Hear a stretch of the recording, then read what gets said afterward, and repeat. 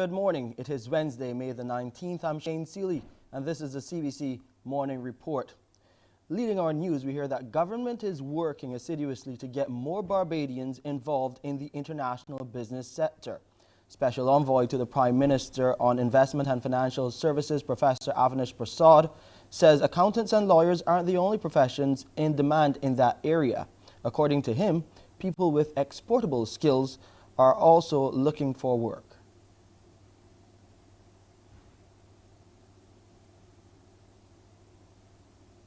What you'll find at Upwork.com is firms all over the world offering that they need people to do various things remotely. And they've got people all over the world offering to do those services.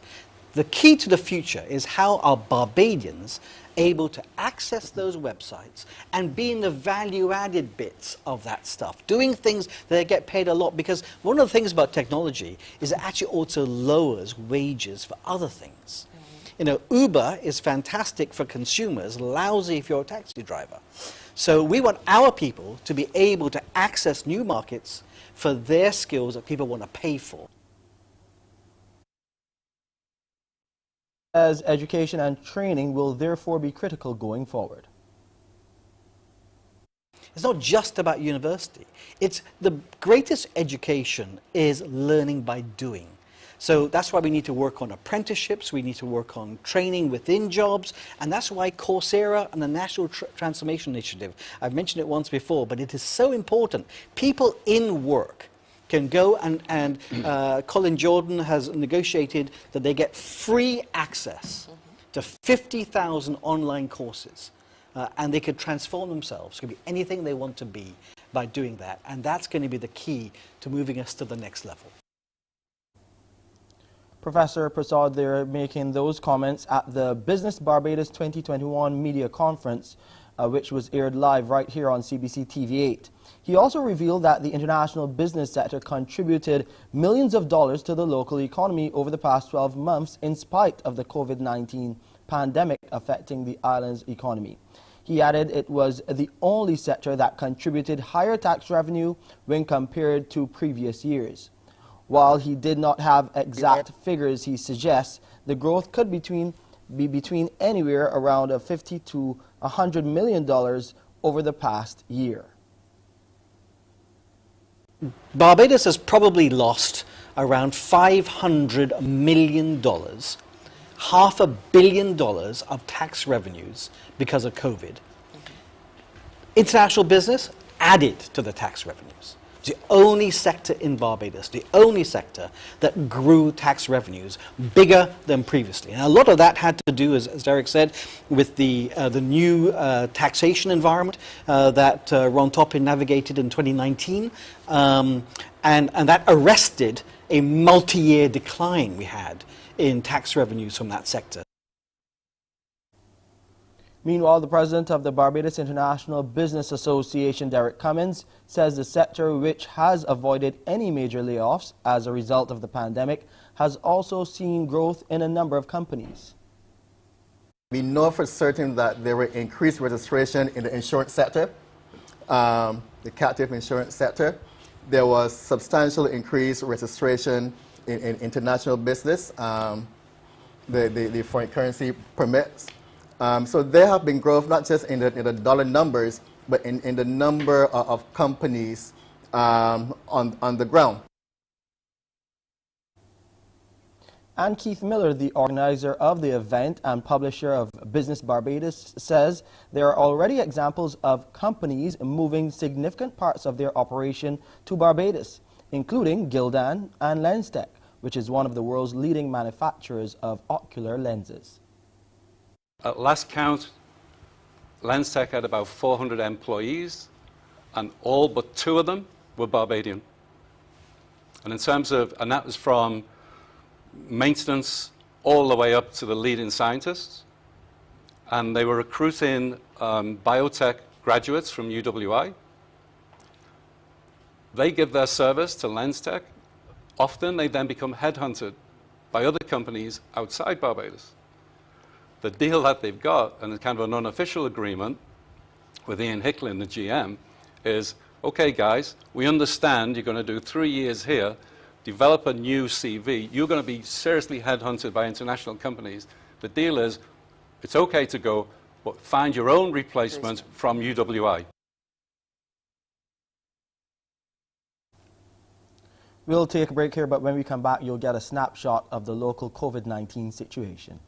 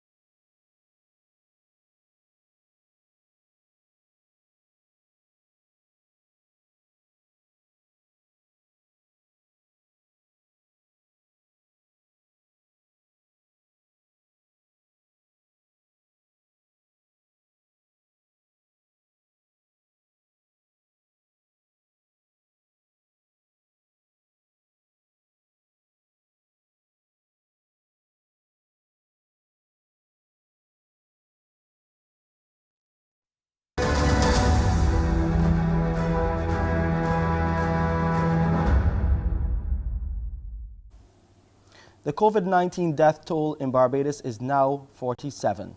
This following the death of a 67-year-old Barbadian woman on Monday, May 17th, at the Harrison Point facility.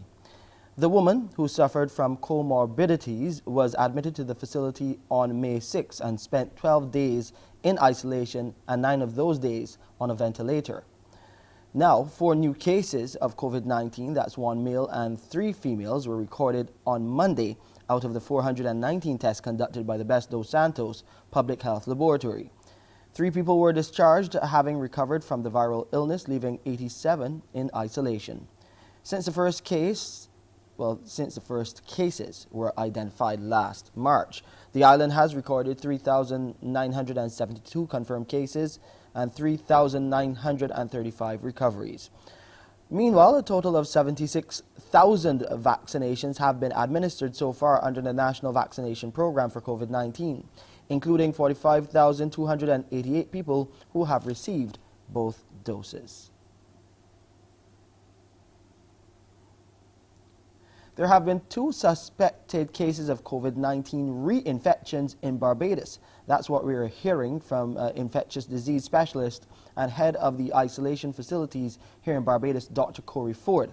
He sat down with our Crystal Hoyt to talk about the cases of reinfection as well as cases in vaccinated people. Dr. Ford addresses the issue by first explaining what constitutes reinfection. Person would have had a definitive infection with COVID, they get better, and then they get the virus again, and then they present with symptoms. And that particular last part is important, so they present back with symptomatology. In general, internationally, there have been few cases of reinfection. There's still a lot of work being done in this particular area, and I think that that's important. But in Barbados, where we're concerned, there have been 2 cases which have been suspicious for reinfection. However, the infectious disease specialist notes that there is specific criteria a patient must meet before a determination is made that the person is reinfected. Because to absolutely make that particular definition, one would have to have a little bit more information, genetic testing to figure out, is this a new strain? Is it a different strain that the person is being infected with? So those sort of entities become important in making that definition. Dr. Ford also reveals that fully vaccinated persons had contracted the virus and were isolated at the Harrison Point facility. We've had some people who are coming, who came from overseas, who at least 3 cases of non-nationals entering Barbados who would be fully vaccinated, who actually, when we looked at their cases, 2 of them were likely to be definitive reinfections, and 1 of them we thought may have been an old case of COVID that we've picked up during the course of our evaluation. As it relates to locals, we have had no definitive cases of individuals who are positive for COVID who are being fully vaccinated at this point. But he says this does not mean it will not occur. When you get your COVID vaccination, it does not mean that you can't get COVID infection. So you can get infection but you don't develop the severe disease. So you don't end up, by me, for example, at primary or secondary isolation at Harson's Point or on a ventilator. As the island continues to roll out its vaccination program, Dr. Ford is urging Barbadians to take the jab. Crystal Hoyt, CBC News. Moving further afield now, a visitor to Grenada has been arrested and charged for breaching the COVID-19 protocols there. Police say the Grenadian-American visitor failed to go into quarantine in keeping with the regulations. On arrival to the island, he boarded a taxi which took him to the community of Mardi Gras. There, he allegedly mingled with people instead of proceeding to his approved quarantine site. The visitor was granted bail in the sum of 2,000 EC dollars and set to reappear in court on May the 20th. He has since tested negative for COVID-19. Meanwhile, the Grenadian taxi driver who helped him has been suspended from working at the Maurice Bishop International Airport. Confirmed deaths from COVID-19 in Colombia have now surpassed 80,000. Intensive care units there are almost full in most cities, where large crowds have been gathering for weeks of anti-government protests. As in most health centers in Bogota, critical care units at the National University Hospital are close to collapse. We have 32 beds here, all COVID right now. 15 beds we used in an intermediate unit have now been converted to ICU. We are stretched to the limit. Dr. Maria Ospina says the latest surge in infections has been devastating, affecting younger patients and overwhelming already exhausted doctors and nurses. The most worrisome thing is that we see that the peak is going to last longer than expected. We will lack beds. We are already holding ventilated patients longer in emergency rooms.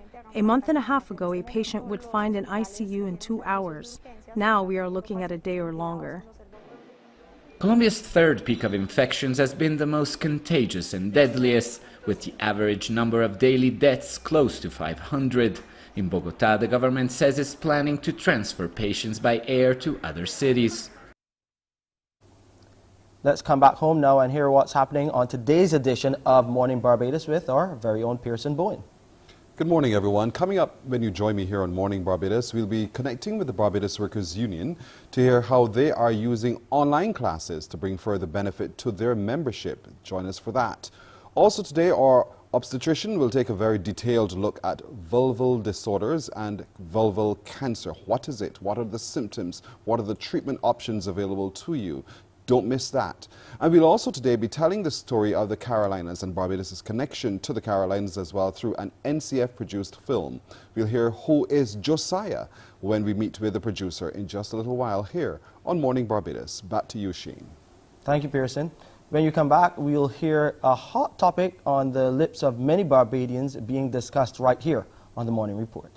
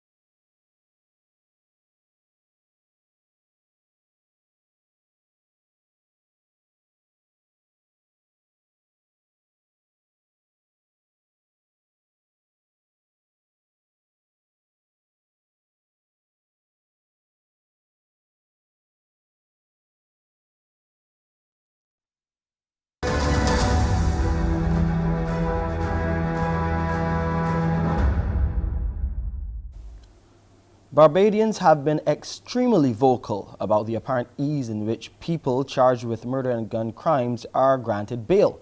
However, on Monday, a High Court judge ruled against the Bail Act amendment, which seeks to address this issue. Presiding over the case of Lamar Jones, who is accused of having a firearm, Justice Shauna Griffith declared a provision of the amendment unconstitutional, releasing him on bail after 17 months on remand. Queen's Counsel Larry Smith, who brought the constitutional motion on Jones's behalf, arguing the case was weak, told CBC News he was delighted for his client, who was 17 years old at the time he was charged. He explained exactly what he believed to be unconstitutional about the amendment in his client's case.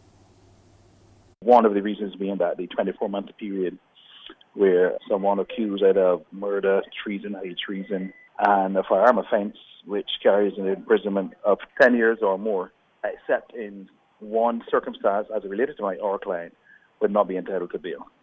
And we felt that that put a fetter on the court, the usual power of the court to address issues of bail and address those issues, so that the judge, these kinds of matters came before the court.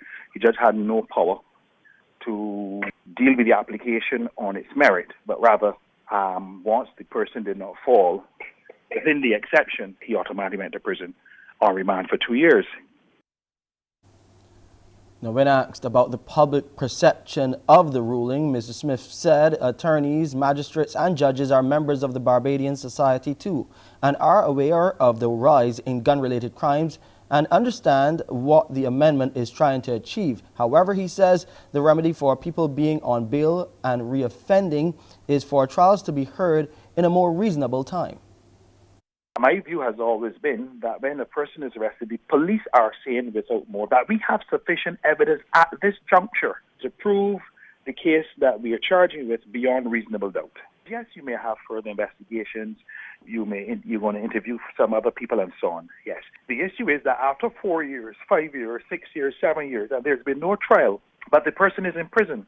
What if that person is found not guilty when they eventually get their trial? What happens to the 7 years or the 4 years or the 5 years that they have spent in prison?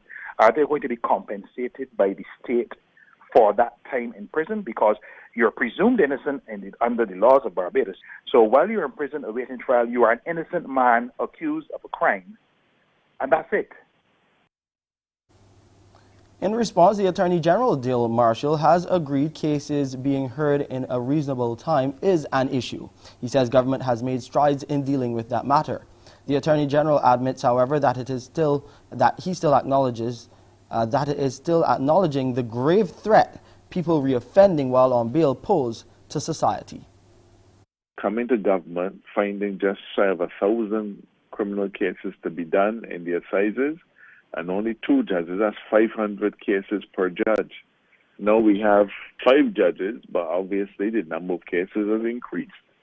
So you have a practical difficulty that has to be addressed, and we are addressing it. We're changing up systems to try to make sure that cases get through the system quickly. But there is a prejudice to society when individuals who are charged with murder and who are charged with serious firearm offenses are allowed to go back out. Just the other day we had an individual who was charged with 2 murder offenses. So the individuals are innocent until proven guilty, but certainly in terms of the investigations of the police, individuals coming out on bail continue to present a danger to our society, and we have to deal with it. In terms of the ruling, the Attorney General says he is disappointed but respects the autonomy of the judicial system. Madam Justice Griffith is an addition to the bench coming out of Belize recently, and we are delighted to have her serving on our bench. But that's the nature of the separation of powers. Judges are not there to rule in the way in which the government wants them to rule or in which the government feel they should rule. Judges are there to rule impartially on matters as they see them. In terms, though, of our initiative to help to wrestle the problem of individuals with firearm offenses getting bail and individuals charged with murder getting bail, this was an important fillet for us, and therefore we have to now think again on how we do these things going forward. An interesting development coming out of Trinidad and Tobago. We're hearing that employees there who are prevented from following the public health regulations by their employers can make a formal report to the nearest police station. Head of the legal unit at the Trinidad and Tobago Police Service, Christian Chandler, says he has received reports from employees through the TTPS hotline. He's encouraged them to continue to report such instances. To address or pen a letter to us making a formal complaint of the conduct of such employers. So we are aware and we are treating with such instances. The world's largest televised music event is back. Thousands of people are attending the Eurovision Song Contest in the Netherlands after it was cancelled last year due to COVID.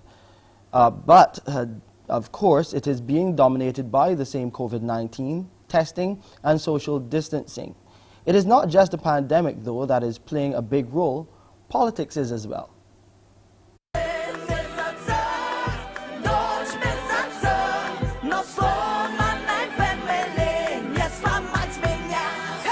With her song, Tajik-born Russian singer Manisha brings domestic violence to the European stage. It's a sensitive issue in her country and has led to her facing many threats and protests, including from church leaders and politicians. Eurovision Song Contest is the biggest music stage on our planet. I don't want to stop, whatever it is. If someone don't likes me, it doesn't mean that I need to stop my art and I need to stop my message. But with repression going on in Russia right now, are you not worried that it will backfire against you when you go back? I don't know. I'm trying to not think about it. Officially, politics is off limits for the festival of la-la-las and ding-a-dongs. But when Belarus sent in a song that was seen as supportive of its government's crackdown on protest after a disputed presidential election last August, it was banned from taking part. But even the theme of this officially apolitical contest is rather political. The Netherlands chose Open Up in an effort to promote tolerance. What you see over the last decades in Europe is that the continent is slowly but certainly opening up. Every country is in a different place on that journey. But there are countries like Russia, for example, or Belarus who have a different path. Absolutely, and that's a fact that as a song contest we can only accept. It's the birth of a new age. Messages like Me Too and Black Lives Matter can be heard in this year's contest, but also songs about anxiety due to living under lockdowns. The Eurovision Song Contest is that one moment in the year when Europeans really feel united, even if it's only for a few hours. But it's also the time for countries to use glitter and glamour to implicitly get their political and diplomatic messages across. Israel has sent a song called Set Me Free by Eden Aline. Questions about developments in her country are clearly not welcome. Looking at the situation at the moment in your country, you must be here also with mixed... Steph, I'm sorry, I have to interrupt you. Oh. We're not going to talk about political issues in this press conference. Let's look at some sporting news now. In cricket, West Indies stands to lose at least $3 million in ticket revenue for the upcoming home series against South Africa, Australia and Pakistan. That's a financial forecast from Commercial and Marketing Director at the CWI, Dominic Warren, as he examined the impact COVID-19 is having on the organization's profits. The Windies will take on the Proteas first in a couple of test matches at the Darren Sammy International Stadium in St. Lucia and a 5-match T20 series at the Nationals Cricket Stadium in a biosecure bubble. In an exclusive interview with CBC Sports, Warren says there's also a knock-on effect by not having spectators fill venues. The knock-on effect is actually as much about cricket as it is about communities. So that knock-on effect to vendors, to taxi drivers, caterers, tourism, the cricket economy is so important for the Caribbean in terms of job creation and business creation. that cannot be lost. Yes, it hurts that we've lost out on ticketing revenue, and we would have lost out on other revenue as a consequence of not having cricket, but it's much broader than that. And so having cricket coming back, actually, whilst we won't be at the same level in terms of having that ticket revenue coming through the door, at least it starts to get money moving through the economy again. So as I said, I'll give you a quick example. So an average test match costs about $400,000 to $500,000 to put on. And that's everything from transport, cleaners, security, announcers, caterers, you name it. So if you take that $500,000 for 5 days out of a local economy, it's a significant impact. Warren revealed that they have spent at least $250,000 in COVID-19 testing of its players and foreign teams over the last few months. However, he says all is not lost, as lucrative broadcast deals and more sponsors supporting the team can offset those shortfalls in revenue. When England and India come, it's a big year. I don't mean this at all disrespectfully. If we were to play Sri Lanka and Zimbabwe in a year, it's not nearly the same profile for broadcasters, sponsors, etc. So we look at it more across a 5-year cycle, which is, on average, Cricket West Indies generates about 40 million a year in terms of a total turnover. And we've been trying to balance the books to make sure that we're making a profit and to make sure as much money of that goes into cricket in terms of investment as possible for participation for next generation and to grow the West Indies teams and tournaments as we can.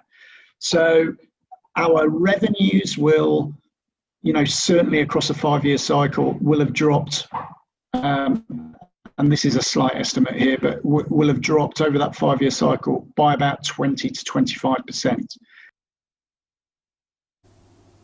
Meanwhile, the Windies have started the ball rolling in the build-up to their home series against South Africa, Australia and Pakistan by naming a provisional T20 international squad. 18 players have been selected ahead of the 3 back-to-back 5-match T20 international series. We hear more from Damien Best. A media release from Cricket West Indies said the expanded squad maintains a blend of experienced players with exciting young talent. This as the Windies continue preparations for the defence of their ICC T20 World Cup title to be held in India in October-November of this year. Sheldon Cottrell, Shimron Hetmar, Andrea Russell, O'Shane Thomas and Hayden Watts Jr. return alongside the majority of the squad who featured in the 2-1 T20 series victory over Sri Lanka in March. The provisional squad will quarantine and train in St. Lucia ahead of the first T20 international series against South Africa starting on June 26 at the Grenada National Stadium. The official squad will subsequently be selected and announced ahead of each series. Head coach Phil Simmons says they're at the point where they have identified those who will be the core of the squad to defend their World T20 title. Simmons also says the next few weeks and months will be major stepping stones towards the goal of becoming world champions for a 3rd time. So that full 18-man squad reads Kerwin Pollard captain, Nicholas Pooran his vice, Fabian Allen, Dwayne Bravo, Sheldon Cottrell, Fidel Edwards, Andrea Fletcher, Chris Gale, Shimron Hetmar, Jason Holder, Akil Hussain, Evan Lewis, Obed McCoy, Russell, Lendl Simmons, Kevin Sinclair, Thomas and Hayden Watts Jr. The Windies T20 match schedule begins in Grenada on June 26 against the Proteas. Well, speaking about the South Africans, they've named their squads for the tours to the West Indies and Ireland, with veteran A.B. de Villiers missing from their lineup. De Villiers was angling for a possible return to the Proteas to play at the T20 World Cup later this year, but has confirmed he will not be coming out of retirement. Of note, the South African selectors have gone for 4 spinners in their squad in anticipation that the wickets in the Caribbean will be on the slow side. Time now for a very quick look at the weather. It's cloudy and windy on the outside as the temperature is up to, well, it's feeling like 29 degrees Celsius, but it's actually 27 degrees Celsius. The relative humidity stands at 77%, the barometric pressure 1015 millibars, and those winds are coming out of the east at 32 kilometers per hour. You'll see a high tide around 28 minutes to 9 this morning. The low tide will be around 3:37, that's 23 minutes to 4 in the afternoon. Those seas are calm to moderate in open water. Swells are around the 2-meter mark right now and expected to increase. Today will be mostly sunny, and there is a haze outlook in effect for a slight layer of dust across the island. And it will be mostly clear tonight, though that haze outlook will still be in effect.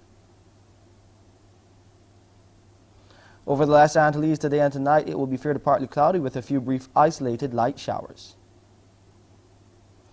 And the international weather picture not looking too bad. Cloudy in most jurisdictions, but the sun is out in Boston, only reaching 18, though in New York it's up to 24 degrees Celsius today.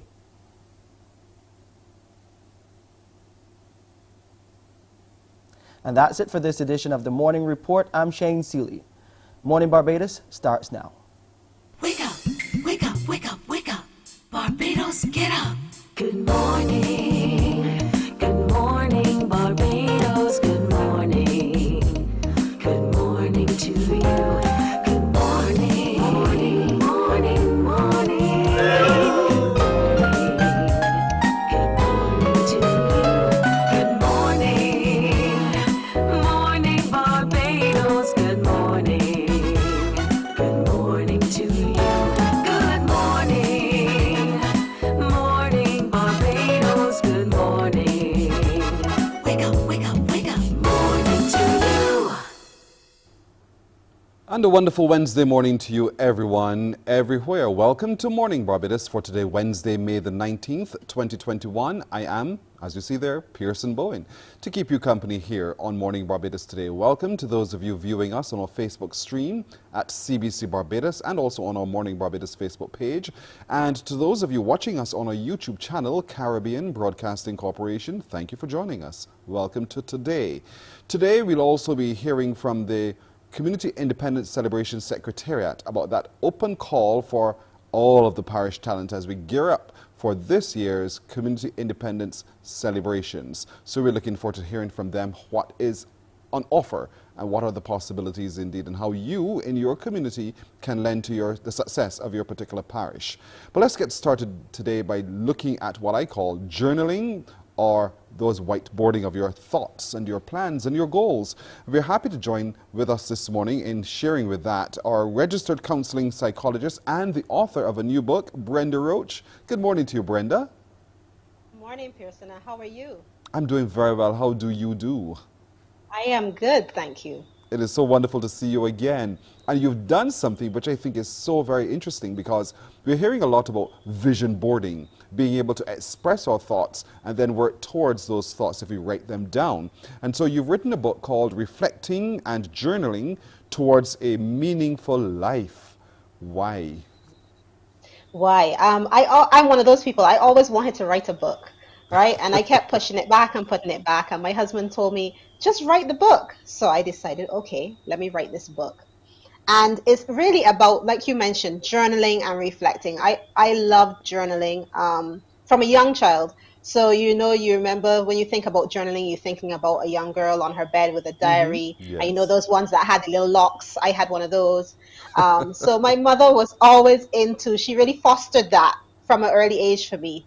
Jotting down my feelings, jotting down how I felt at any particular point in time. And so that's why I ended up writing this book. What's the benefit in doing that, though, jotting down how one feels at any particular point in time? It helps with people who tend to worry a lot. So people who keep a lot of thoughts and thoughts in their head, when you tend to write it out, you tend to look at it and you're able to read it back and see whether, hey, this might not be as bad as I thought it was. Because, when we're thinking about things all the time, we're ruminating a lot, everything seems magnified. Yes. But when we write it down, it's not as hard as it seems. And so for you, you think this is all part of the process of really realizing a very meaningful life. You live for X number of years, and yet still you feel quite discombobulated as if nothing makes sense. And here's one way to find your way, to channel everything into a very meaningful way. And so that's what you've put into practice, and that's what you've put into the book. So give us some examples of how page by page we can find our way towards a very meaningful life. Okay, so we start off at the beginning, and it's looking at self-reflection. And I love the beginning of this because it takes me back to, because of course this book is about my life experiences, but of course I ask questions in it to help you as well. Ask questions about your life and how you are reflecting on your life throughout your day. So my first thing is I have a quote, and it speaks to, can you remember who you were before the world told you who you should be? And I thought that that quote was so powerful because from young, I think we're always taught who we should be. You know, if we have older siblings, we're taught to be something like them if they're doing great things. If we have cousins, we're taught to be like them. We're always taught to be either doctors or lawyers or teachers. And so growing up, especially within the Caribbean household, we're always taught who we should be, but we don't ever sit down and reflect and decide, who do we want to be? No, that's going to call for a lot of honesty. It's going to cause a lot of upheaval as well, because suddenly it brings into sharp focus that you have been living someone else's dreams, someone else's thought of who you ought to be. And it can either dismay you or it can propel you forward. But I think I agree with you, it's a very critical starting point. Who am I supposed to be? Who am I as I want to be? And then let's chart it from there. Correct. And then we go straight into resilience. And so there was this lovely principle by Ray Dalio, and it spoke about pain plus reflection equals progress. So it takes you through maybe some of the painful parts of your life. I know we always talk about gratitude and we always talk about, you know, looking at the bright side of things, but we also have to look at the negative or the bad things that may have happened in our lives and see how we may have learned through those hard times in our lives. And that's where the chapter on resilience speaks to that. So facing your trials, your tribulations, going through, and one of the questions is, can you remember how you got through that moment, that time, that period in your life when you thought that, you know, you would never survive? And what's the role of faith in your journaling? That's an interesting one. That is an interesting one. For me, faith was always part of my journey because that's the foundation that I grew up in.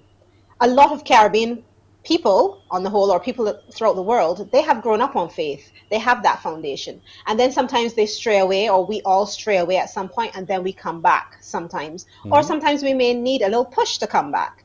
Sometimes faith changes in such a way that, you know, it's not the traditional way of practicing faith. So going to church every Sunday and everything like that, that may not be the traditional form of faith that you need. But spirituality is what I more speak about, is about finding your way of living your truth through your faith and your belief and what works for you. And so this book is a real human living guide for everybody. It really helps to set into sharp focus where we're going, what is it that we're trying to achieve. And it's so critical that we engage in these kinds of real thoughts and real actions day by day. And so you've laid it out almost day by day, month by month. And why did you choose to do it that way, month by month, day by day? Okay, well, that's actually speaking to my 6-month journal that you're speaking about now, because both books go hand in hand, really. So one will let you reflect and think about different parts of your life, and then the journal, the Gratitude, Happiness, Celebration Journal, which is for 6 months. So it's from June to December, so we start next month, and it lays it out day by day. And my thought behind that was, well, simply for me at first, it was, I'm always buying journals because I love to journal. And so I thought, well, why don't I create one for myself and see how it is received here in Barbados? And it has really been well received. And what I like about it is because it takes you on a journey through every day of, well, the rest of the year, the last 6 months of the year. It makes you focus in the beginning on your personal, your professional, your physical or your health, your family or relational, what it is you want to achieve in those 4 areas of your life. And then each day, it gives you an affirmation, something that will help you to focus on throughout the day, something that will positively affirm you throughout the day, every day. And it also gives you a quote at the end of it as well, so that you can see how the quote and the affirmation work together and how both of them speak to you throughout the day. Is it that the work is done in my head, or is there another way for me to be able to practice what I'm reading from the pages of the book? Yes. So then that's why the journal is so beneficial, and you keep them hand in hand, because what happens is when we reflect, especially with the reflecting and journaling towards a meaningful life, we tend to keep that in our heads. When we practice, the way to practice now is to actually jot it down. And so what my journal does for you is that it lays out some prompts that will guide you in that area. So for instance, it asks you to write down 3 things that you're grateful for, and that's every single day. So you're practicing gratitude every day. It asks you to look at your movement. Are you moving every day? So exercise. Then it looks at your daily reflections. So what went well today? What didn't go well today? What can I change for tomorrow? And then what can you celebrate? What did you celebrate today? Because I find that we don't celebrate enough about what's happening within our lives. So whether it is that you have a simple cup of tea in the morning and that helps you to actually have a great morning, you know, that's something to celebrate. And so that's really what this journal and the book is all about. And you're so very right on that score, but you know, a lot of people don't like writing. A lot of people have somehow gone away from the concept of writing. They would rather just look onto the screen and read from some tablet or the other. But to actually transfer one's thought to paper for them is a very difficult task. So is it easy? I just want to assure everyone that it is easy to be able to journal in that kind of way. It is definitely. And you find too that there are a lot of apps that are available as well. So if you prefer to just scribble something in your phone, you can do that as well, because there's a notes section in your phone that you can actually scribble everything. It's password protected. So again, your safety, your privacy, because I know people struggle with that as well, leaving about some written trail of exactly what's happening in my life for someone to pick up and read. And so you can actually do that in your phone as well. So you can still utilize the book and the journal, but it just depends on how you want to utilize them. Sounds as if you're marrying intelligence, emotional intelligence, with our way of living. And so the sooner we get in contact and touch with who we are and how we feel, and be able to express that feeling in a very focused but responsible way, the sooner we can see better results in everything that we're doing. But it requires a lot of honesty. It requires us to be vulnerable in some kind of way, to be able to say, you know what, this is really truly bothering me, or these are the things I really want to celebrate, and it doesn't matter how you feel about it, but this for me is something to celebrate. So there's a lot of scope for honesty. And out of that, I suppose we're going to build integrity. Are those some of the things that you're hoping to achieve from these books? Yes, I am. And honesty, I love the fact that you mentioned that, because it's really an honest look at yourself for yourself. So you don't have to put on a mask. You don't have to put on a show for anybody else, because this is just for you. This is private. This is your private thoughts, your private feelings. And so being honest with yourself so that you can actually grow in the process. That is the real hope that I have. Who are you targeting? The adult, or is it also targeting the teenager? Are these books also adaptable for ages? Yes, I would say yes, that they're adaptable for ages. So I would say from teenagers and up. Yeah, that's what I would say. That's good, because I mean, we expect at teenage you'll be able to begin to focus on what you want to be and not what someone wants to define you as. So access now, how do we begin to access all of these wonderful books that you've written so that we begin to make real meaningful change to our lives? So the book itself, The Reflecting and Journaling Towards a Meaningful Life, that book is available on Amazon, on all their platforms on Amazon. It's also available at Cloister Bookstore here in Barbados, all locations, as well as Days Bookstore. And then, of course, I have copies as well, so you can always get in touch with me. I noticed that you put up my IG handles and everything, so yes, you can reach me there. Your eyes are sharp, girl. The journal now, the 6-month journal, yes. you got my phone number as well. So the 6-month journal, you can actually get from me. So I don't have those actually in any stores. So you can just either call me, WhatsApp me, message me on IG. You can reach me there, and I will get a copy to you. So there you are, folks. The information is right there on your screen. You can call Brenda Roach on 269-3988. Or you can reach her via Instagram at Roach5317 or at Rebalance Chat. And she's available to interact with you, but most of all to allow you to have access to all of her great material as well. Purchase it. It will be meaningful, transformative, and different for you. It'll make a big difference. And Brenda, I'm so grateful that you've written all of this down so that we can all equally challenge ourselves to write it down and to reach towards a more meaningful, transformative experience. Because for a lot of us, we exist in our own bubble, but we're not existing in our true bubble. And I'm glad that you're able to help us shape and find our way back to being our best selves. Brenda Roach, thank you and best of luck with these. Thank you so much, Pearson. Thanks for having me. You're very, very welcome. All right, we're going to take a break right here, take a breather, and we're coming right back with more.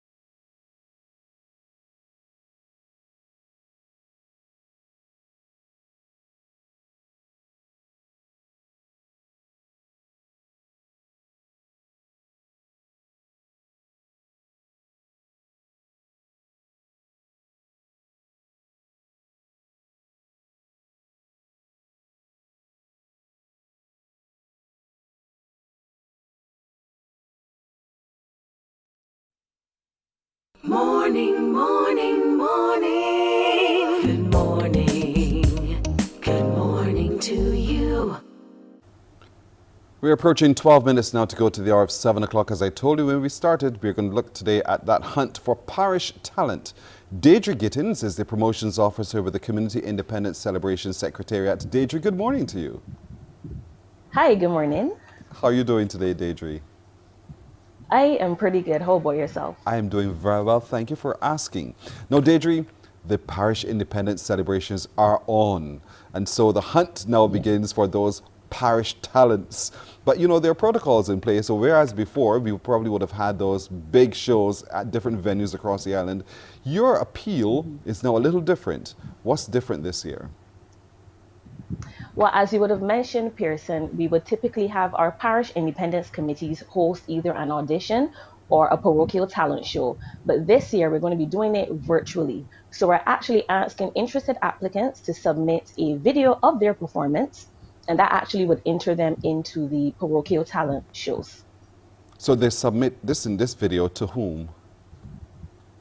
So you would actually submit the video to the Community Independence Celebrations Secretariat. Our email address is cics@barbados.gov.bb. However, what you can also do is actually directly contact your parish independence committee and get the process started, because you would need to fill out a form. You would need to see the full list of criteria and requirements as well. We have some information there on our screen. Folks, take a look very quickly. The contact information for the Community Independence Secretariat is 535-3835. Or as Deidre would have just told you, you can send an email to cics@barbados.gov.bb. On Instagram, there are Community Independence 246. So there are many ways in which you can make your entry into the parish talent search. And so it's open now to all areas of expression on the island, including drama, poetry, dance, and so forth, right? Yes, and the next thing that you could have mentioned too is that there's no age limit. So we like to invite persons across the parishes, all ages. So if you have, a young child and they have a talent that you want to showcase, you can submit your application, submit your video. If you're a more mature person, you're a teenager, middle-aged, it does not matter. One of the only requirements is that you must reside in the parish that you're looking to represent. And another criteria as well, if you have, for example, won any of the Spirit of the Nation awards for the talent segment, unfortunately you can't participate again. But other than that, once you have your talent, once you reside in that parish, we invite you to actually, participate. Send in your application, and there's still time because the deadline is May 31st. It's interesting you said once you reside, because here I am, born in the parish of St. Lucie, maybe living elsewhere on the island, may think that my talent is rich enough to represent the parish of my birth, and you're saying to me, I cannot. I have to represent the parish in which I'm residing at the moment. Now that's interesting, and that's a change, and I think people need to pay attention, very close attention to that. But with every submission of my 3.5 minute long video at the maximum, what other data do I need to give to you? Okay, so what we actually would require you to do, because you can actually send in applications as an individual, or for example, community groups, institutions can actually submit. So we would want you to submit a photo, either of the individual person or as a group photo, a short bio, your contact information, general information like that, as well as the music that is accompanying your performance. And additionally, there are requirements regarding the video. So a solid background, no zoom in, no panning. It's just a one take, one shot. And try to actually keep your background clean as well. 720 pixels. So there's a full list of requirements. So we really urge persons to just either contact the Secretariat, as you would have mentioned, at 535-3835, or send us an email, or contact your PIC so that you can see the full list of requirements, and they can also offer you assistance if you need that in terms of recording your video or any other guidance that you may need. Let's explain to everyone the benefit, the real benefit of submitting their dramatic pieces, all of their talent to the talent search. Let's tell them why and why it's so critical and what they can get out of it. Well, one of our mandates at the Secretariat is really to unearth talent. That's one of our main mandates as well. So even though, you might be awarded the night, you may get the most impactful, or you may get the prize money, what we actually like to do is keep in contact with our parish talent. If we have opportunities available, we like to reach out and basically give these persons in the community the opportunity to showcase their talents beyond the Spirit of the Nation show, beyond the parochial talent show, and beyond the zonal as well.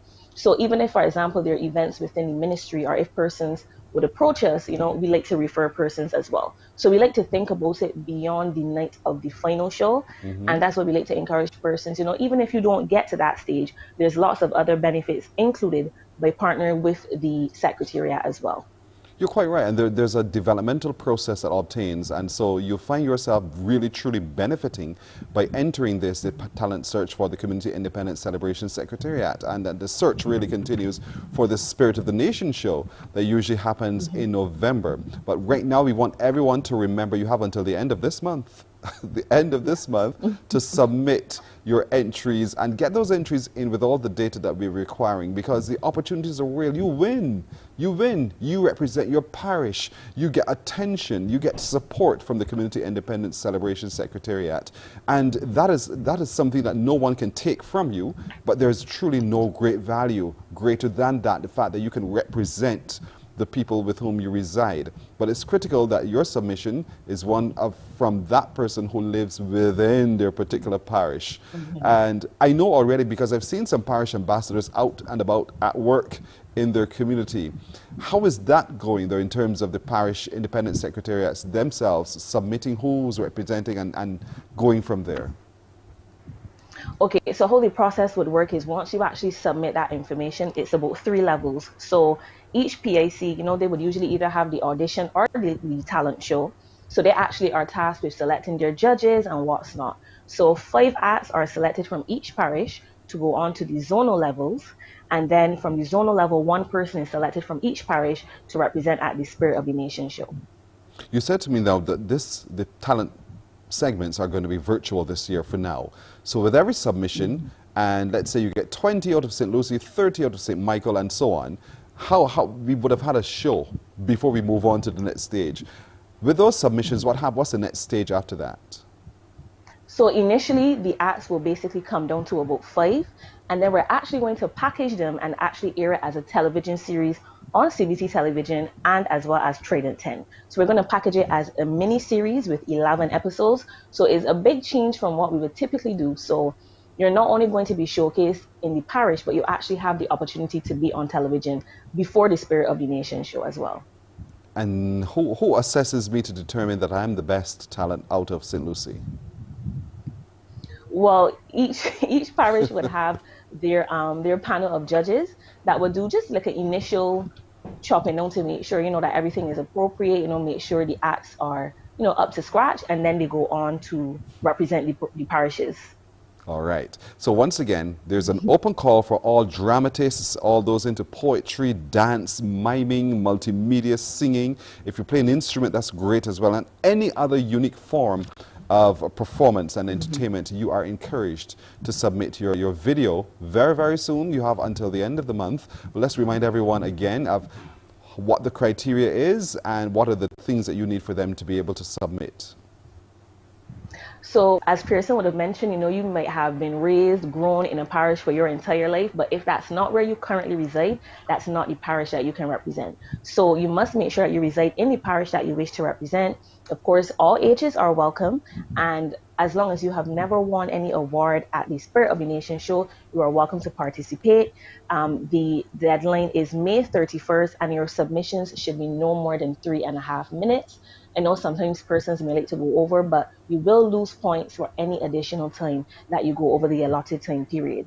You have to also fill out a application form, so you can contact the Secretariat, or you can even visit the Secretariat.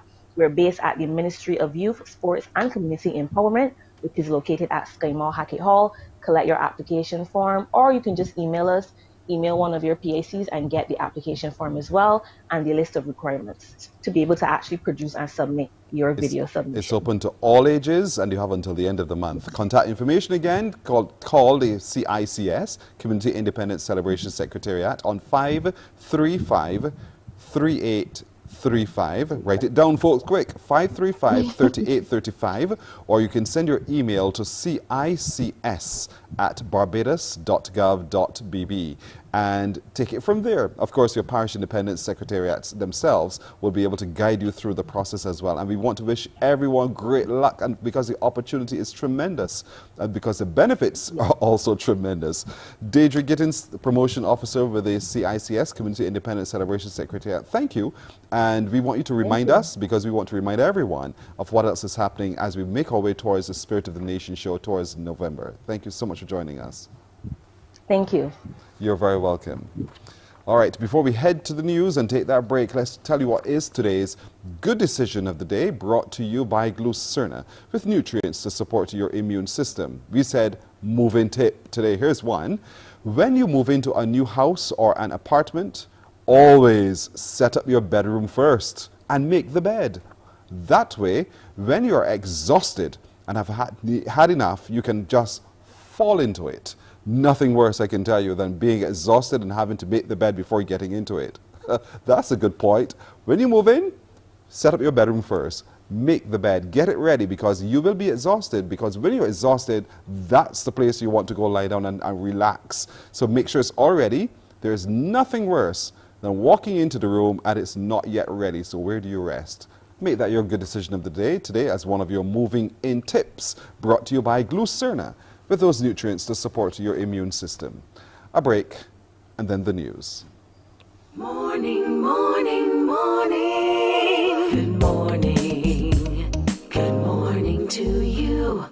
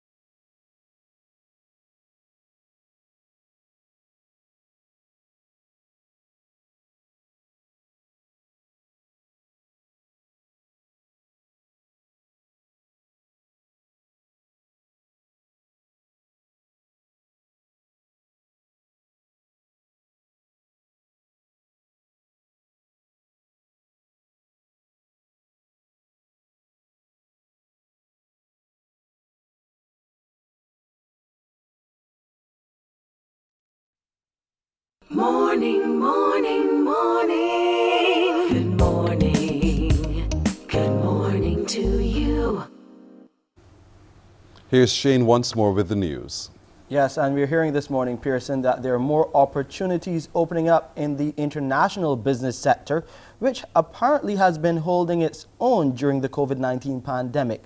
The special envoy to the Prime Minister on Investment and Financial Services, Professor Avnish Prasad, says accountants and lawyers aren't the only professions in demand in that area. According to him, people with exportable skills can also find work. What you'll find at Upwork.com is firms all over the world offering that they need people to do various things remotely. And they've got people all over the world offering to do those services. The key to the future is how are Barbadians able to access those websites and be in the value-added bits of that stuff, doing things that they get paid a lot, because one of the things about technology is it actually also lowers wages for other things. You know, Uber is fantastic for consumers, lousy if you're a taxi driver. So we want our people to be able to access new markets for their skills that people want to pay for. Professor Prasad made the comments at the Business Barbados 2021 media conference, which was aired live on CBC TV 8 yesterday.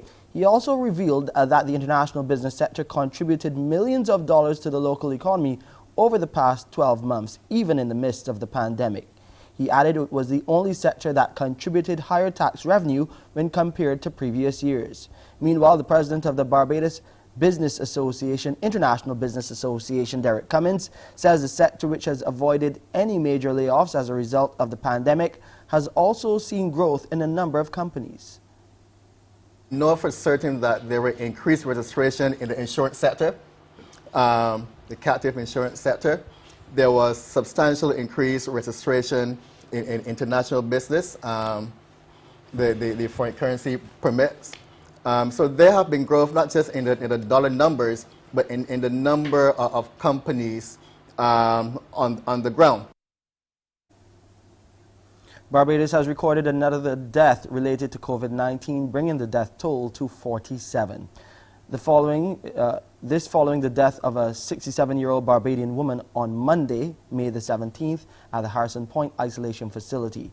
The woman, who suffered from comorbidities, was admitted to the facility on May the 6th and spent 12 days in isolation. 9 of those she spent on a ventilator. Meanwhile, as we look at the numbers, 4 new cases of COVID-19, 1 male and 3 females, were recorded on Monday out of the 419 tests conducted by the Best dos Santos Public Health Lab. 3 people were discharged, having recovered from the viral illness, leaving 87 people in isolation. Since the first cases were identified last March, the island has recorded 3,972 confirmed cases and 3,935 recoveries. A total of 76,000 vaccinations have been administered so far under the National Vaccination Program for COVID-19, including 45,288 people who have received both doses. Meanwhile, we hear of 2 suspected cases of COVID-19 reinfections right here in Barbados. So says the infectious disease specialist and head of the infection isolation facilities here in Barbados, Dr. Corey Ford. He spoke to our Crystal Hoyt about the situation in light of cases of reinfection as well as cases in vaccinated people. Dr. Ford addresses the issue by first explaining what constitutes reinfection. Person that have had a definitive infection with COVID, they get better, and then they get the virus again, and then they present with symptoms. And that particular last part is important, so they present back with symptomatology. In general, internationally, there have been few cases of reinfection. There's still a lot of work being done in this particular area, and I think that that's important. But in Barbados, where we're concerned, there have been 2 cases which have been suspicious for reinfection. However, the infectious disease specialist notes that there is specific criteria a patient must meet before a determination is made that the person is reinfected. Because to absolutely make that particular definition, one would have to have a little bit more information, genetic testing to figure out, is this a new strain? Is it a different strain that the person is being infected with? So those sort of entities become important in making that definition. Dr. Ford also reveals that fully vaccinated persons had contracted the virus and were isolated at the Harrison Point facility.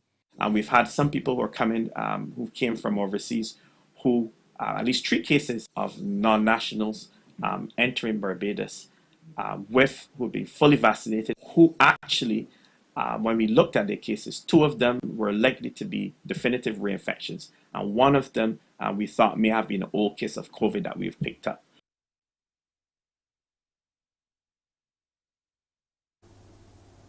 And that's it for this edition of your 7 a.m. Headline News. I'm Shane Seeley. Look out for some more big news tonight on Water Wednesdays as more communities across Barbados are getting some relief as corporate Barbados steps up to the plate. Pearson, back to you.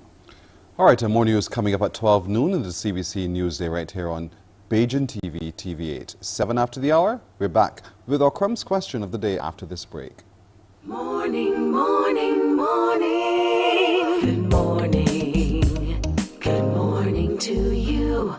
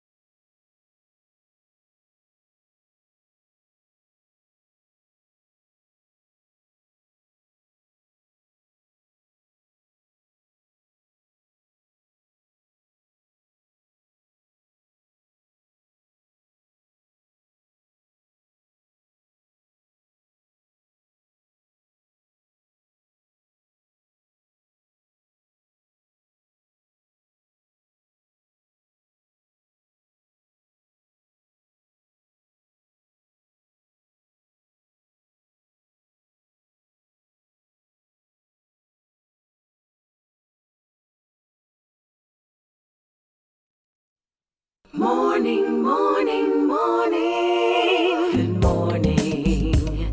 Good morning to you.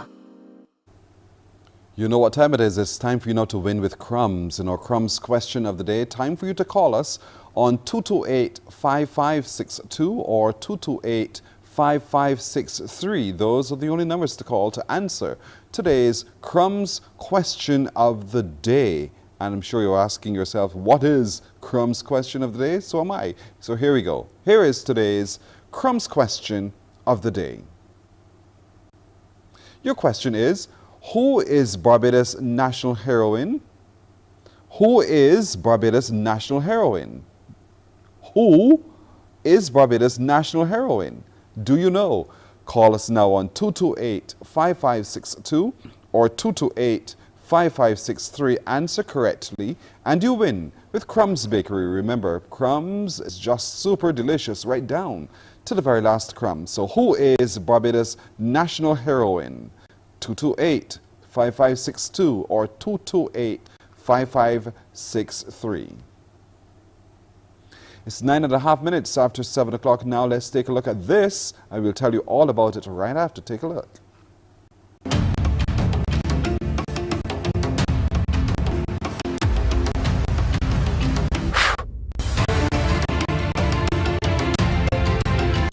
Are you Leroy boy?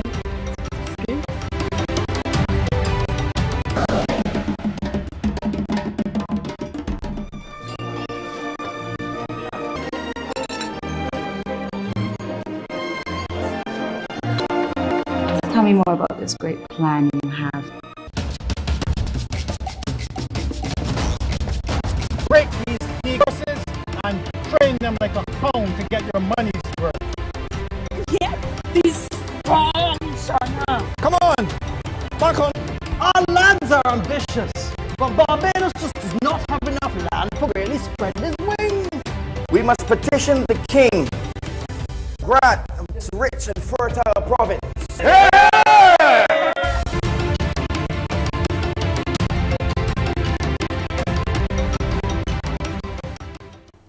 It's called Josiah, Carolina's story. And joining us this morning is the producer of the NCF film, Stacia Bryan. Good morning to you, Stacia. And with her is Graham Bannister, one of the actors who plays the role of John Yeamans. Good morning, both of you. Good morning, Good morning, Barbados. Hi. Morning. Hi, Stacia. Let's start with you as Hi. producer of the film. Give us a sense. Who is Josiah, and why is his story so critical to be told? Josiah Boying. Good morning, Note the last everybody. name, by the way. Boying, yes, Josiah Boying. Josiah's story is very interesting to us because we were celebrating the 350th anniversary of the connection, Barbados Carolinas connection in 2020, and the National Cultural Foundation was working with Ms. Rhoda Green over in Charleston on a number of projects. And with the pandemic, we had to curtail a lot of that, but we did decide to push through with the film Josiah. Now, Josiah is a character, and we will have taken some creative license in some of it, who is a Charleston native, and he's in search of his ancestry. And the reason we want to show you the story of Josiah is that usually we hear about this connection, we talk about the architecture, we talk about the food and all of the connections that has happened with Barbados and the Carolinas, and the fact that Barbados was very pivotal in the colonization of the Carolinas. And we kind of miss the story of the people who have to who were part of this process. So we followed Josiah, who was an enslaved person living on a plantation in Barbados and was taken over to Charleston or taken over to the Carolinas. But 300 years later, 350 years later, we have one of his descendants, and he wants to know about his ancestry. And this story brings him to Barbados. And I don't want to give too much more about what's happening because it's an amazing story. And Graham is here because he has been a part of the cast. I have an amazing cast, over 70 local Barbadians who were a part of this production. Mervyn Lynch and the entire crew and team that made this happen. And Graham is here because he can tell you about the experience of Josiah and being a part of this story that we want to tell from a new perspective, because we read the history books and we go on some of the heritage tours, but sometimes this personal touch, this reason behind the story of history is what we miss. So we're taking it through the lens of Josiah, where he's looking for his ancestry, and he comes right here to Barbados. That's right. And if he'd come right here to the CBC, he would have found one of his relatives. But nevertheless, Graham Bannister, you play the part of John Yeamans. Who is John John Yeamans, and who is John in relation to Josiah? Okay, John Yeamans was the first governor in the Carolinas, and he actually, in the mid-1600s, came to live in Barbados, and he was a big landowner here. And he was what was classified as a pirate on land. He was a very political guy, pompous in his ways. And Josiah's relatives really were one of John Yeaman's slaves back in the day. So it's sort of the relationship between John Yeaman's and Josiah's ancestors, and the whole concept of how we moved from Barbados and got to the Carolinas, and it's through the eyes of everyone in the cast. You say you can't teach an old dog new tricks, but this really taught me something, because you see it in history, but to actually take part in it and experience being part of history in this way was a phenomenal experience for me. I really enjoy it. So talk to me about that experience, because I know we've seen just in the trailer a moment ago some of the emotions that are brought to the fore to the lens of the camera. What kind of other emotions do you think that we'll experience when we watch it right here on TV8 on this weekend? Yes, it was very emotional. It brought out a lot of persons, the way of how life was back in those days, and it made you realize the harshness of it and the responsibility each person had in forming the whole operation between Barbados and the Carolinas. But what you will not see, I would say, or you might see it through the acting, is the camaraderie of every single person on the cast and crew. Camera crew and the actors and the dancers. We have some phenomenal dancers, young ladies and gentlemen. The makeup artist, Sherry, and then of course there was a costume designer and our main prop Glenn. We had this fantastic relationship, and I hope that we're able to show some bloopers, but also some of the back scenes of us really getting to know each other, because we were a group of persons who knew one or two of each other through our relationships with NCF in the past, but we came together as a large group, not really knowing everyone, and by the end of the filming, we were now a very close-knit family where we still keep in touch with each other on a WhatsApp chat, and we just had a ball. It was fantastic, really and truly. Now, Stacey, to hear that endorsement really from one of the main actors, John Yeamans, of the project, and how the project really came together and made a big whole, that must be quite heartwarming. It is. This project was definitely a labor of love. And I have to say kudos to the CEO of the National Culture Foundation. When we came back into the office after the first lockdown in 2020, we came in our festivals meeting, everybody's like, okay, we're not doing physical events, what are we going to do? And the concept was, we are going to go digital. And I'm like, Pearson, you know me, I do brand procurement, yes. I do, Rami do all. I was like, go digital. So Stacey was like, all right, how are we going to get this done? But the good thing about the NCF is that we have amassed so much content over the years. And you would be aware that we've done the heritage walks for the last 6 to 8 years through the Crop Over Festival. So we looked at what we had, the content. We had costumes, we had scripts, we had relationship with actors, with service providers, and so on. And we determined, okay, let's use what we have, what resources we have on island, that we can pull together some digital content that we can take our heritage to the world. And the reason why this is such a love project is that, and it taught me a lot, especially too as a producer, particularly in the heritage discipline, because we have so many untold stories. And the truth is, it is difficult heritage. It is contested heritage.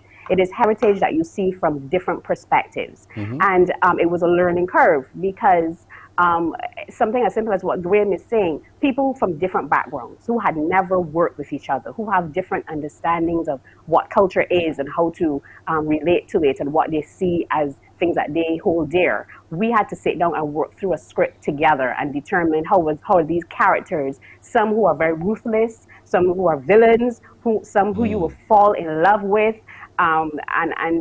and weave this story. And I must say kudos to Rada Gay. She is the writer of this script. And many people don't know Rada. I think she's currently doing her PhD at the University of the West Indies in Cultural Studies. She is a brilliant writer. And she goes along so quietly and nobody knows who Rada is. And I'm hoping that the media gets a chance to talk to her, because to take this story, and it was a process, because initially, and most people wouldn't have known, back when we were doing the gathering, the experience that in 2020, the National Culture Foundation would have produced a heritage walk for St. Peter Alive. And I know the St. Peter committee must be excited. And it was a snippet in terms of a parade of the Carolinas connection. And we did the connection, we did the link up. Merville again was there. We love Uncle Merville. He's Uncle Merville at this point now, because we're all family.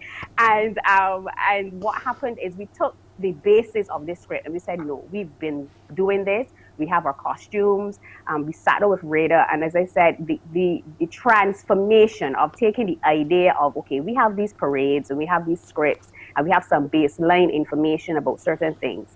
What can we do and how do we go digital, as everybody was talking about? And Rada was exceptional. She sat with us. We went through the history. I would have spent time with her, and we looked through what is the story that we want to pull out. And you know what was interesting about it? It was so easy to tell the story once you started to tell the story from a human perspective. Yes. A lot of what is lost in history sometimes is, you talk about the politics and the economics and all this, but there were people, and particularly because of the enslaved situation 350 years ago, it's hard to think of how do you tell this story? But that's why Josiah is so important. He is the voice that you would not necessarily have heard, because you don't think of telling the story from the perspective of the enslaved person who was on the actual ship that went over to the Carolinas. And a part of the story is how it was set up. The adventurers, they had their reasons for going, what they were trying to achieve. But and I can say, we went over, like, you know, yes, a part of the chattel, you know, and it is a different perspective because you get to see this person as a human being and the emotions that they would have gone through and the relationships that they would have created and the tensions that would have been existing between the plantation society and the enslaved person. And we have tried to use the treatment of this discipline, which is film, to bring some of these concerns to the fore. And in all things, we know that there's going to be discussion, there's going to be controversy, there's going to be that didn't really happen and all of that. And that's why we like the movie, because it has all of that. It has love, well, Mr. Yeamans would tell you about the love, so I don't want to get into that. and as I said, the beautiful thing about it was that and it taught me a lesson because, again, planning heritage events and so on, I would see it from a particular perspective. But working with persons like Jonathan King, for example, who plays our Lord Ashley, and Liam Woodvine, who came in and he was a beautiful, I think he was Peter Colleton. They were able to see from a different perspective how working in this sector really makes a difference when you're presenting information to an audience. And I love the idea about it because it gives an opportunity for all kinds of people from diaspora, tourists to the island, to have a viewpoint of Barbados. And Barbados is so, so beautiful. Again, when you see the production and you look through the lens of Mervyn Lynch and his eye, Justin King, our camera and our editor, every single person that's worked on this production. I had about 70 members of cast by the time I was done. I worked with the students from the Barbados Community College. I was able to get the collection from George Washington in-house in terms of the period costumes, the University of the West Indies, Cafil Campus, Arabara Center for Creative Imagination, through the historical plays that Sir Hilary has been doing for many years. So the point I'm trying to make is everything is 100% Barbadian. Everything is 100% Bajan.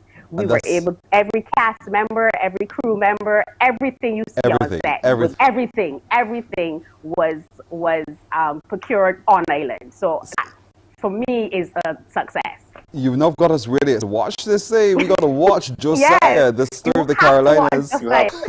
It's coming up on Sunday. So I want to thank both of you because we're up a clock now. So thank you so much, Stacey O'Brien, the producer of this feature film that's coming up through the NCF. The story of the Carolinas, the story of Josiah. Graham Bannister, who plays the part of John Yeamans as well. Take a look at it one more time. Everybody, you're very welcome. Thank you both as well. Take a look once more, everybody, and then you'll see what time you can watch it right here on Bajan TV, TV8.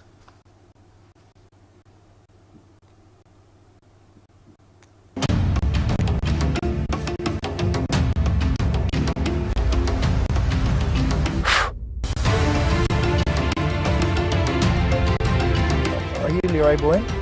Who ski?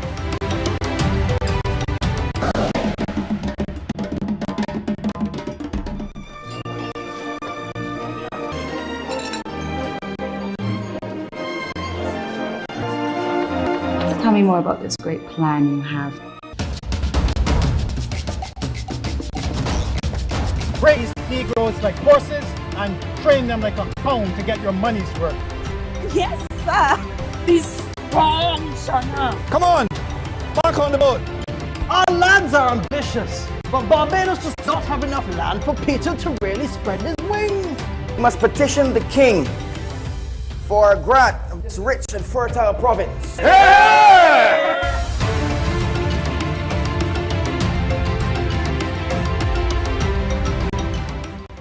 So don't forget, you can watch it right here on Bajan TV at 4 o'clock. 4 o'clock on Sunday afternoon. Do not miss the story of Josiah. All right, let's see if we have a winner in today's Crumbs question of the day. Remember what that Crumbs question of the day was? I know you were caught up with Josiah. So let's remind you of what today's Crumbs question was. It is, who is Barbados' national heroine? Who is Barbados' national heroine? I think that's easy. You should have gotten this right. So the answer, for those of you who might be scratching your heads still, it is the Right Excellent Sarah Ann Gill. The Right Excellent Sarah Ann Gill is Barbados' lone national female heroine. Well, she's a national heroine. Gregory Miller, Gregory, well done. Correct, Gregory. Congratulations, though. You have won today. And so, Gregory, someone from Crumbs Bakery will be contacting you to make arrangements for you to collect your delicious delights from Crumbs Bakery. Gregory, enjoy, enjoy, enjoy. Of course, tomorrow we'll have another question for you. A break, and we're back after this. Morning, morning, morning. Good morning. Good morning to you.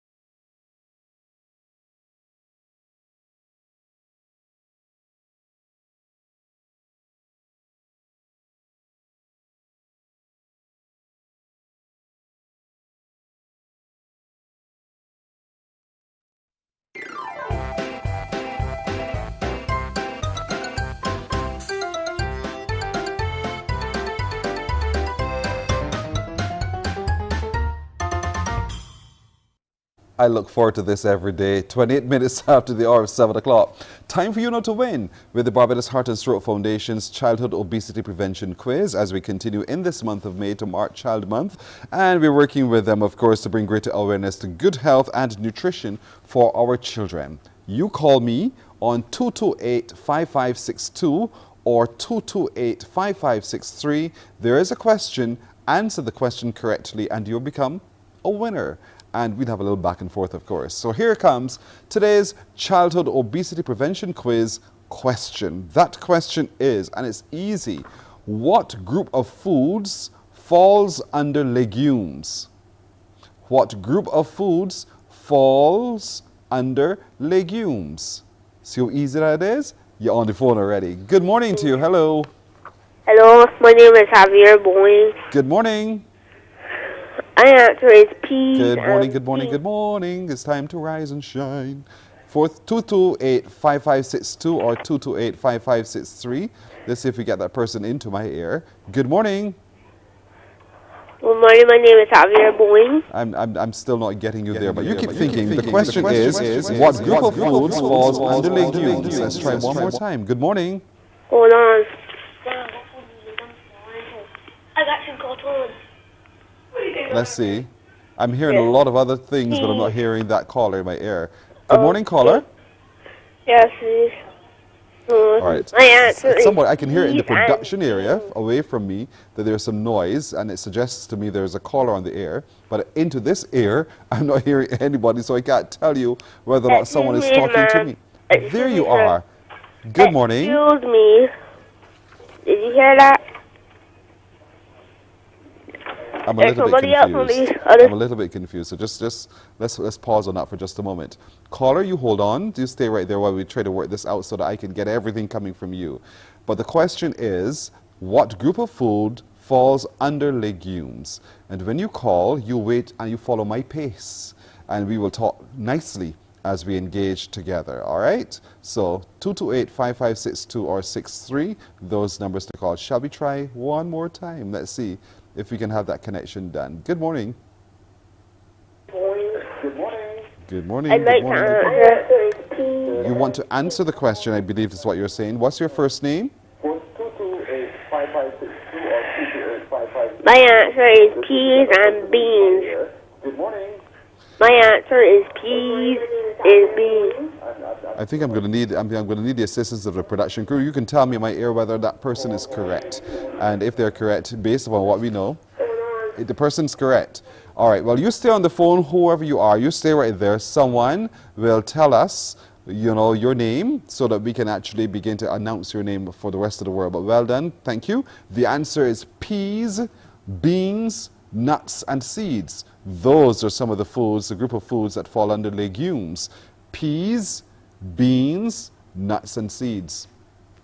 I think you know that too. All right, so congratulations to you. Hopefully tomorrow we can talk one-on-one. But well done indeed. Another question coming up tomorrow, thanks to the Barbados Heart and Stroke Foundation in their Childhood Obesity Prevention Quiz. We're going to take a break, and we're going to come right here, right back.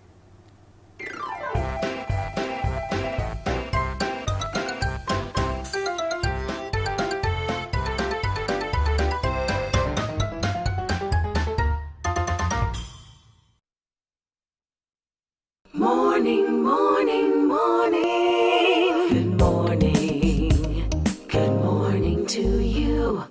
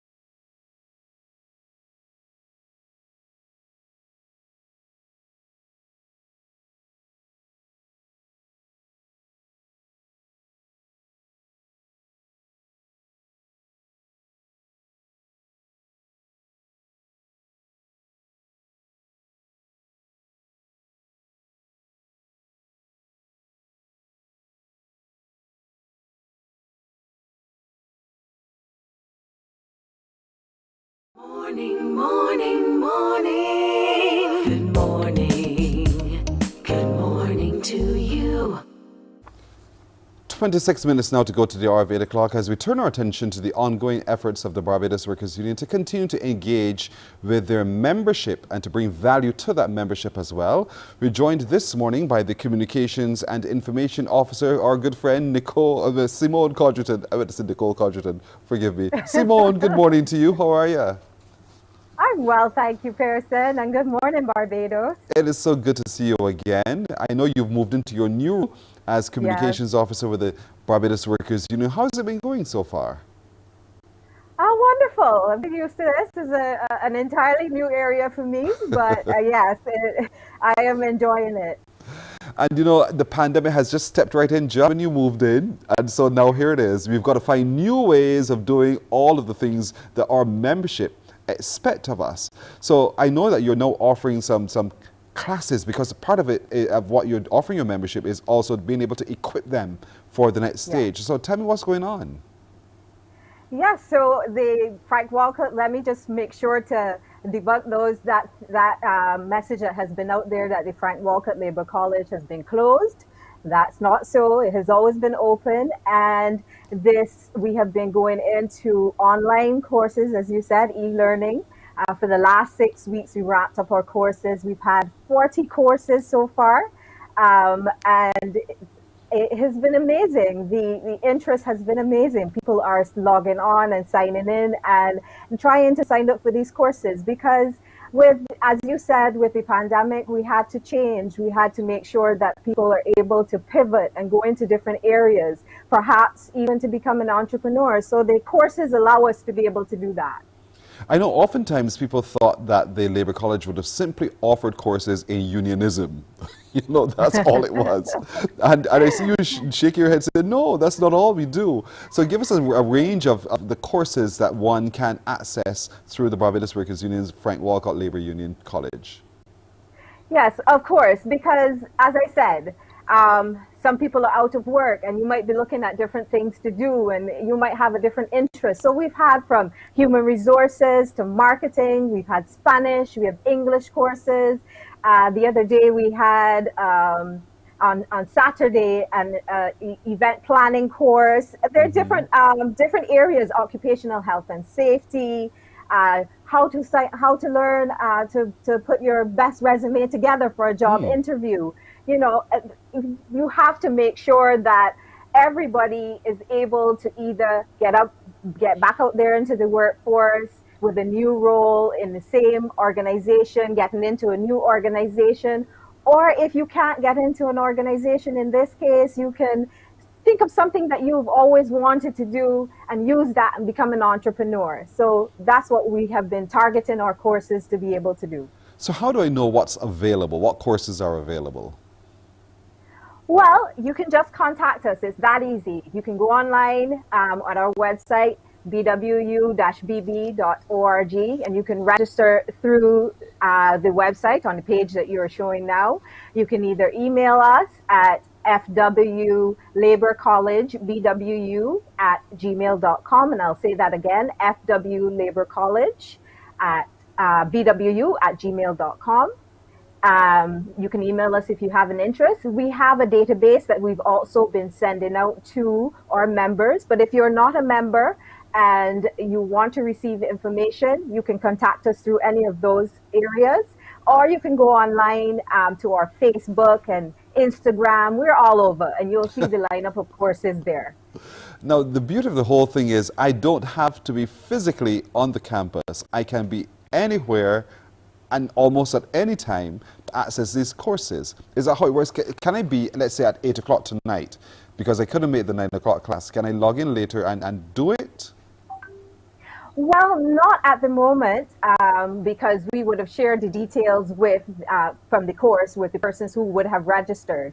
Okay. But we do have a new platform, our Moodle platform. We will be moving to that platform shortly. It is live, but we're all still getting used to learning how to use that platform ourselves so that we'll be able to provide courses going forward through our Moodle platform. This is an e-learning platform, and we will be able to now provide courses over that. When that is available to the public, you will be able to get content from the courses that will be posted afterwards, so you can go back and look at it. So listen, for whom are these courses good? I know you tell me those who are seeking different kinds of employment, but let's look at from the age range. Can it be from, let's say, 16, 17, right through to Die Kingdom Come? Yes, as long as you're working, as long as you're interested, you can log in and express your interest and come join us for our courses. Do I have to be? Do I have to be a member of the Barbados Workers Union, though? No, you don't have to be a member. Right now, we're offering courses for members and non-members. No, that's great news there indeed. How has the membership and just general public been responding to this offer? Oh, I think as people get to hear, because I think originally some people thought, okay, well, it's just a free courses for a week, or, you know, and they, well, I missed those courses, but we've been sending it out constantly. So as they see more courses coming out, interest grows, and it has kept on growing for the last few weeks. So it's important to stay in touch. Really, it's so important to stay in touch. Because 40 courses in and counting, we are trying to make sure. And if you don't see something that you want to do on the list of courses that we have offering for a particular week, you can just tell us, and we will see how we can add that to the list of courses that we offer for the weeks coming. So make sure to stay in touch. So that it's not lost on everyone, the benefit that will be derived from these training courses, what would you say those benefits are? Well, I would say, you know, education is the cornerstone of development. And that is something that one of the ideologies that the Frank Walcott Labour College was founded on. And you have to make sure, especially in this pandemic and in life as it is now, that you are always learning. And that is what we need to do. Make sure that you are always learning. Use those opportunities to get out there and learn something different. Spanish, I heard one of the things that they said was that we are going to be looking into doing probably a French course. So no, you're talking my language, girl. Do it. I want to join the French. I love French. Exactly. So I mean, we're making sure that you're always learning. You're able to move into a different space, do something different. Event planning. You might have been interested in doing that, but you know, you never took up a course in that field. But it's something that you have an interest in. So make sure that you look back and you keep following us to add yourself or show your interest and join our courses, join our classes. We have on the screen there. Let's watch through the screen. You're moving too fast, folks. Let's watch through this for a second, because it began on Monday, where we were offering Spanish for beginning classes, and you know, from 12 noon. Then on Tuesday, yesterday, you had fundamentals of English, elements of effective communication, social wellness, balance, you know, work-life balance, and a whole host. Some courses begin at 2 in the afternoon. Some start a little bit earlier in the day. And Thursday, tomorrow, we're looking at the introduction to negotiations, Spanish for beginners, class 2 or class 11, enhancing communications, what you need to know about property, interesting, sales and purchases and obtaining a mortgage. Now, and that shows the breadth of courses that you offer, which are all enhancing and which also empower you to work for yourself. Correct. So that lineup of courses, as you see, the Spanish courses have been courses as a continuous class. So it started at the beginning of the 6 weeks program. It will continue on for a period of time. There's a lot of interest there as well. But if you would have started with the first class, then it would make sense to continue on with these classes. The English class is the same thing. It will be a continuous course. So you'll see class number 4 there is the last one on that list for this week. So it would have made sense to start at the first class to continue on with that. But that doesn't mean that it won't come back. So again, stay tuned. That's right. So to apply online or via email, you can send the email to FWIA, or is that LA? No, FW Labour College, BWU. Oh, I got you. gmail.com. My bad. As in Frank Walcott Labour College. I got you. My real bad. My eyes. FW Labour College, BWU @gmail.com. And it's really simple to go from there.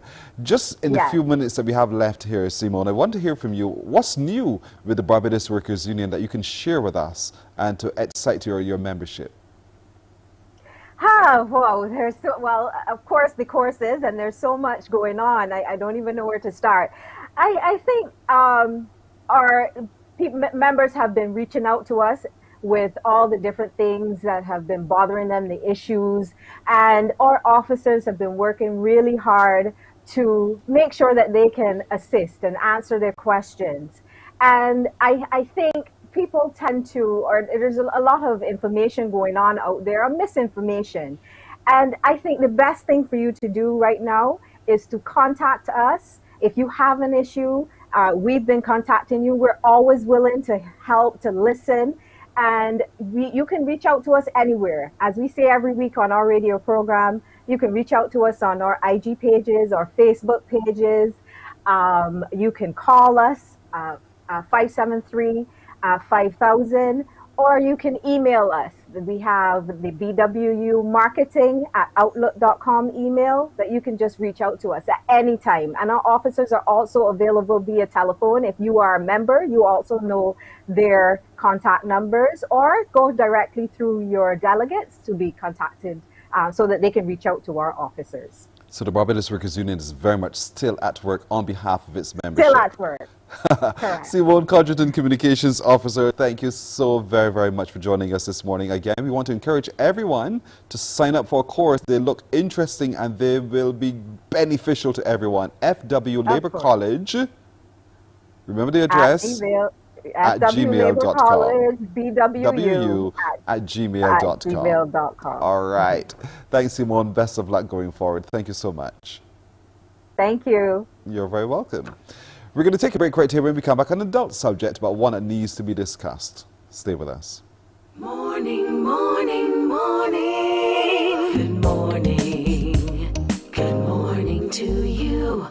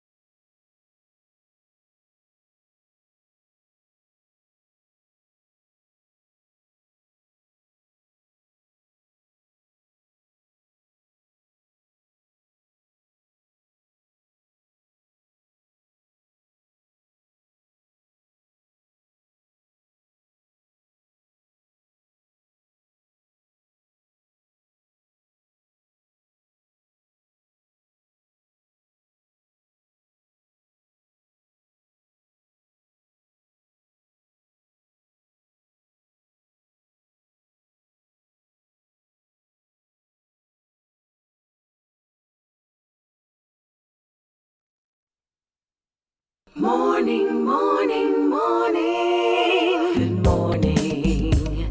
Good morning to you. We're 10 minutes to go to 8 o'clock now. We're hopeful very soon to be joined by our obstetrician gynecologist because we want to look at vulval disorders and cancer. And what are the symptoms? What are the treatment options available to everyone as well? So we're hoping to get him on the line real soon. But I just want to remind you that coming up on Sunday afternoon at 4 right here on TV8, we will be talking about Josiah. Everyone, eyes will be glued to the television because you cannot miss that feature film produced by the National Cultural Foundation, Josiah, looking at that Barbados, Carolinas story.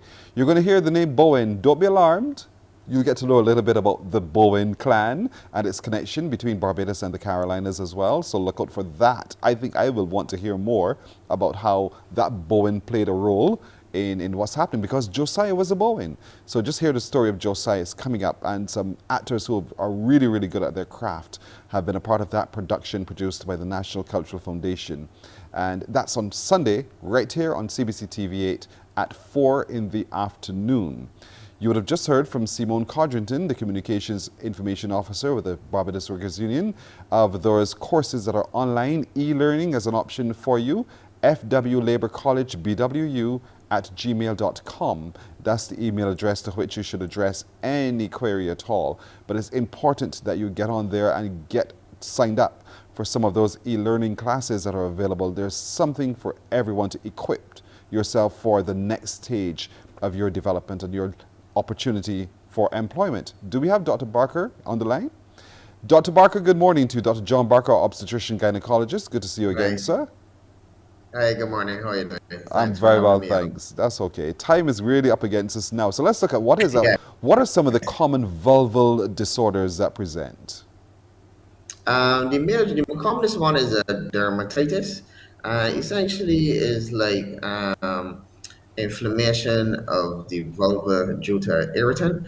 So for argument's sake, in the elderly population, if an elderly person is wetting itself with urine, and the urine is in constant contact with the female genitalia, you get an irritation to wet. So this can range from just a small rash to sometimes a very angry looking infected lesion on the vulva.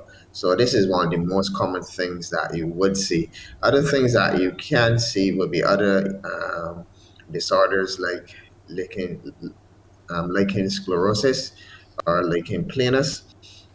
Sometimes these, when left alone or not treated, actually have a malignant potential due to the constant irritation.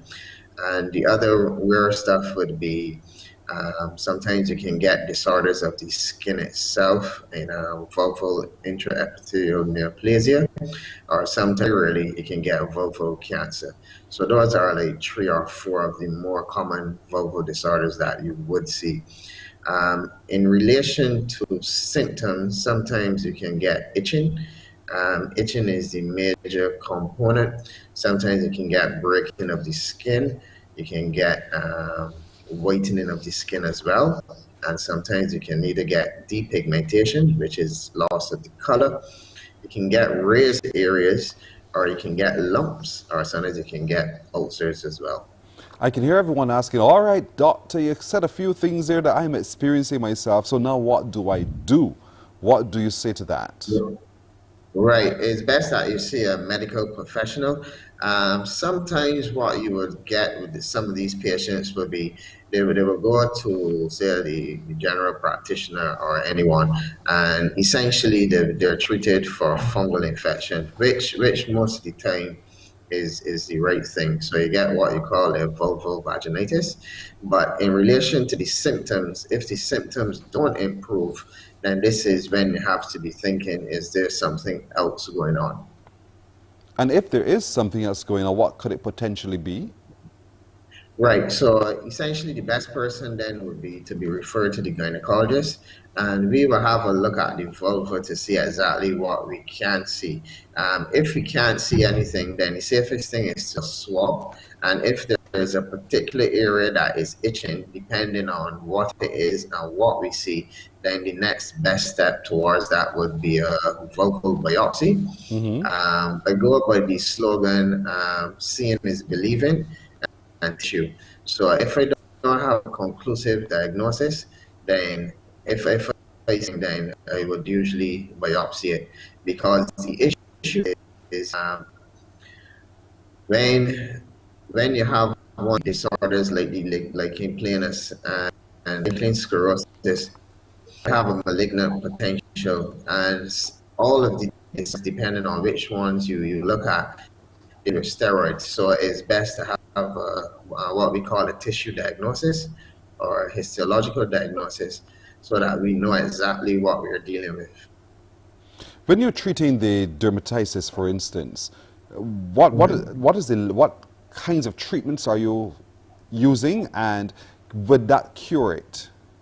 Right, in terms of dermatitis, essentially what we have to do is do a barrier towards the irritant. So for argument, if the irritant is urine, or like if you're using a particular wear or something like that, you use steroids to decrease the inflammation. You use what we call an emollient to keep a barrier and to keep the area moist. And then what we usually do is do regular to make sure that the symptoms are decreasing. So that irritant could be urine, that irritant could be soap, it could be a use of whole host of those hygiene things that ladies tend to want to use that can be an irritant to the vulva. And so you're suggesting that there are ways for us to be able to, as medical practitioners, to be able to stem that off, and it can settle. It can pretty much go away. Usually dermatitis settles within a week or two. All right. But then you see there on the screen, you said that the lichen sclerosis needs follow-up long-term because it could very well go to vulval cancer. Yes, you have a 2 to 6% risk of vulval cancer, and the reason for this is the chronic inflammation. So after 1 year, higher risk for developing cancer.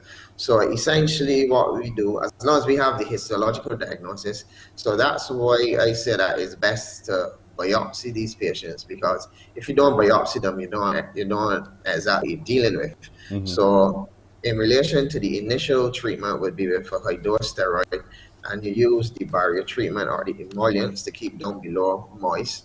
And then we will follow you up in 3 months, then 6 months.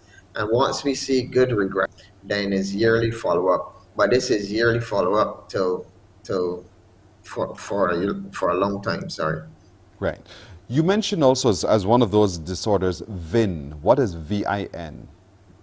Right. VIN is an aggravating condition. So you get intense itching, and essentially what it is a disorder entire layer of the skin. So if it's in the bottom layer and it rises right up, so you can get a low grade VIN, high grade, and then you can get a differentiated one. The differentiated one is the worrier because that is what can go on to vulval cancer. And in terms of treatment, it depends on the lesion. So when we biopsy, tissue is the issue, and I always say that. Once we find out what it is, we can watch it conservatively, or sometimes we can use immune modulator, which is like the Imicode cream, or what we call Adira. And then we would see you every 3 to 6 months to see if there's regression of this lesion. Right. If there is regression, fine. If there's no regression, then one of the options is to excise or remove this particular area because of its risk. All right, Doctor, we got to leave it right there, but clearly there's treatment. There's treatment. It's not the end of the world, folks. Just go to your OBGYN and get it sorted out. It can happen, ladies. Thank you so much for joining us, Dr. Barker, as always. Thanks a lot. You're very welcome. Thank you, no problem. Dr. John Barker, our OBGYN, right here with us on Morning Barbados, looking at vulval disorders and the potential for vulval cancer. That's it for today, everyone. Thank you, as usual, for joining us right here on Morning Barbados. We look forward to seeing you again tomorrow. Until then, you do take care and have a very good day. Wake up, wake up, wake up, wake up. Barbados, get up. Good morning. Good morning, Barbados. Good morning. Good morning to you.